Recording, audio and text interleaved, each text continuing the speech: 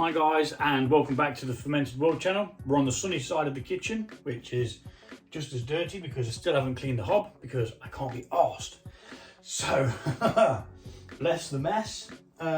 Today, we're over here, so which means we're brewing beer. So, we've got a to Helles with it, which is a Helles lager. Is it Helles or Hells? I'm going to say Hells just for the sake of it. So we've got a Helles lager, which is a collaboration between Redhead Brewing and Brewday Supplies, which is the place I buy my kits from. We have got 3 hop additions. I'm not going to tell you the recipe. I will tell you what hops is in it though, but I won't tell you how much for each packet. If you want to know how to brew this, you're going to have to buy the kit. The instructions are as clear as day. It tells you exactly what you've got, step by step. Tells you what you need to do, and yeah, they're brilliant. You know, I've had 6 very successful beers with these kits to get me into brewing all grain. I'm currently going through one of each style of the beer kits that they supply because I want to understand what each one entails and how they differ. So, for example, now, you may not think that lager is complicated. You see it on the shelves, like you've got things like, you know, major brands, which I'm not going to say because they'll probably sue me or flag me flipping video up or something stupid like that. But anyway, you've got the major brands, right? And you think they mass produce this crap, which they do. You know, mass produced lager is a big thing in the UK. It's a big thing in the US. Places like Spain as well, they love lager, you know, and I can't fault them. Lager is nice in its own right. So I had a quick read through the instructions the other day, and it's actually quite complicated to brew a lager. Well, this is anyway. I don't know whether Helles lagers are all the same, or whether other lagers are brewed the same or slightly different. But for example, it mashes in for 40 minutes at 62 degrees. Then you raise the temperature to 72 degrees, hold for 20 minutes. Heat again to 76 and hold for 15 minutes. Yeah, then you heat your sparge water, which is 76, which is normal. Hops is all going in beforehand, so there's no dry hops for this. Then you cool the temperature of the wort down to 9 degrees. 9 degrees. Transfer it to the fermenter and add the yeast. So you're starting this off at 9 degrees. So keep it at 9 degrees for 6 days. Drop the temperature of the fermenter to 7 degrees for 3 days. Then raise the temperature to 15 degrees for 7 days. That's the lagering. That's what it takes to create a lager. That is insane. So all in all, this is going to be about a flipping... It's probably going to be, all in all, about a 40-day brew, which means I'm going to have to buy another fermenter because I need to get a stock of these up before, you know, summer when it's too hot to be able to brew. And it's bonkers mental. Yeah, it's crazy. Bonkers mental. So that's a lager in a nutshell. Although you see it mass produced, it's actually quite complicated to brew. So it's renewed my faith in lager, just knowing that it's not easy to brew, you know? It's going to be harder for me because I don't have loads of technical equipment. I literally have a kitchen where I brew, but this is going to have to brew out there in the store where I store the beers, which is a bit cooler. So we'll just about manage that 15 for 20 days, as long as it doesn't get hotter outside, because where I store it is like a converted outhouse, which is now a downstairs toilet and a utility room. So it's a bit cooler out there, no radiators. Anywho, enough chatting Ross. We're going to be heating up some strike water. Mine, for my setup, is 11 litres of strike water and then 3 litres of sparge water. So let's fill this up. I'm going to record this whole thing in in a speedy, just one bomb thing, because I'm not sharing the recipe, so you don't really need to see what I'm doing. I will put up captions as to what it was I did when I did it. But yeah, I won't be sharing the recipes of these beers because you can go buy the kit. I don't get paid for you going to buy these kits. I don't get any endorsements, no nothing. But the chaps there are really, really sound. I've just been speaking to one of them a second ago because I had a bag that was slightly bust open.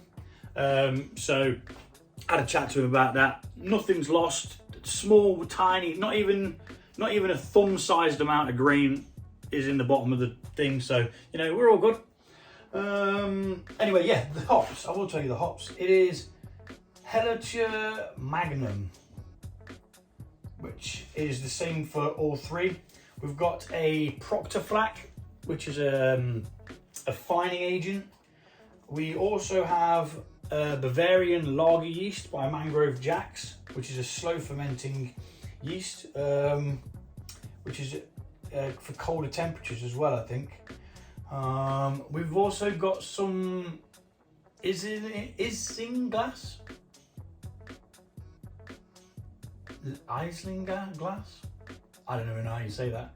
But basically that's a product used making, product made from fish bladder. So you only use that if it hasn't cleared out after the 20 days sat at 15 degrees. So anyway, we're gonna get this on. Brew days for me take quite a long time, which is why I'm going to speed this up so I don't bore you. I've already bored you for 7 minutes and 25 seconds. So I'm just going to speed it up. You'll see what I do. I'll explain what it is in the captions.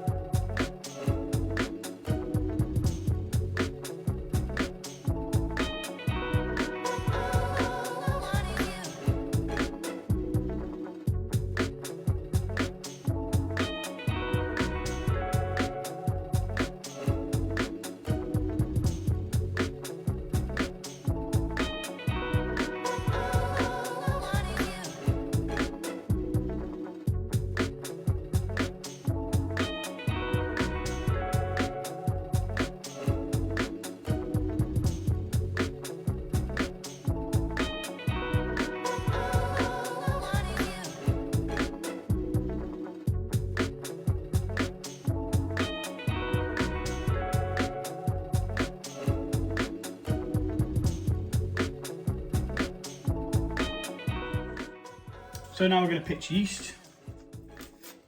I'm going to use the whole packet just to give it a good kickstart. And this is just going to get sprinkled straight over the top, and then we're going to mix in, adding a nice bit of oxygen in there for the yeast to start out with. Yeasty. Give it a good mix.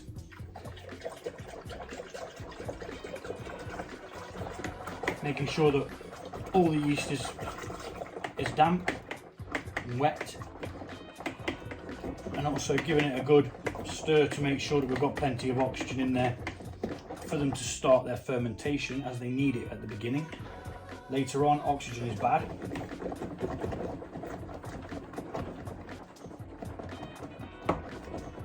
But yeah, that is pretty much it, guys. That's my first ever lager brew, and I quite enjoyed it. It was a bit of a pain in the ass. I'm not going to be able to do it at the temperatures that they say to do it at, because one is 9 degrees for 6 days. The lowest I can get it is 12. Then it says drop the temperature to 7 degrees. I'm not going to be able to reach 7 degrees unless my fridge will go to 7 degrees. I need to put the thermometer in there and see, but that's 6 days later anyway. That's for 3 days. Then I raise the temperature to 15 degrees. I know I can make 15 degrees because the place that I leave my beers to mature, that's where they sit, and they sit at about 15, give or take. So we'll do it as close as we can. Time to lager. All I'm going to do now is put this lid on and pop an airlock on it, and that's it. Job's a fish. And hello to all my new followers and subscribers, by the way. Nice to have you on board. I hope you enjoy the videos I make. Feel free to leave a comment if you don't. Feel free to leave a comment if you do. I quite often respond quite quickly. We'll label this up and we'll get it out there. So it says it's at 14 at the moment, which means it's actually started to warm up in the kitchen already. So we need to get it out there sooner rather than later. So that's what we're going to do. Label it up and we'll see you soon.